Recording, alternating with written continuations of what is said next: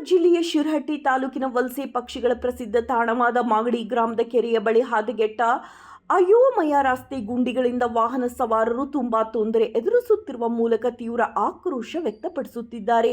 ಮಾಗಡಿ ಗ್ರಾಮದಿಂದ ತಾಲೂಕಾ ಕೇಂದ್ರ ಶಿರಹಟ್ಟಿ ಪಟ್ಟಣಕ್ಕೆ ಸಂಪರ್ಕಿಸುವ ಮುಖ್ಯ ರಸ್ತೆಯಲ್ಲಿ ಗ್ರಾಮದ ಬಳಿ ಅನಾಹುತ ಪ್ರಮಾಣದಲ್ಲಿ ಬೃಹತ್ ಗುಂಡಿಗಳು ಬಿದ್ದು ಮಳೆಯ ನೀರು ತುಂಬಿಕೊಂಡು ಕೆರೆಯಂತಾಗಿವೆ.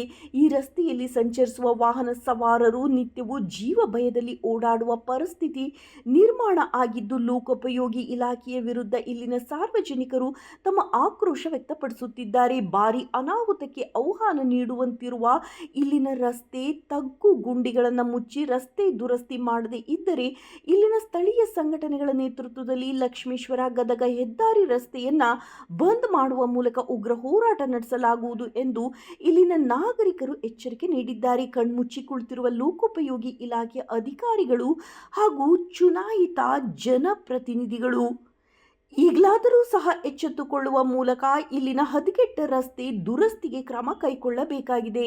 ವರದಿ ಚಂದ್ರಶೇಖರ್ ಸೋಮಣ್ಣನವರ್.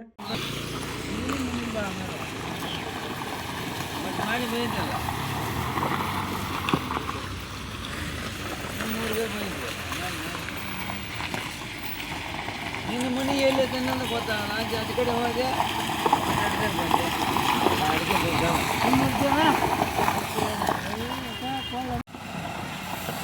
ಅದ್ರ ಕಾಂಟ್ರಾಕ್ಟರ್ ಸತ್ತಾರ್ರಿ, ಕೊಂಡ್ರವ್ರು 10 ನಿಮಿಷ.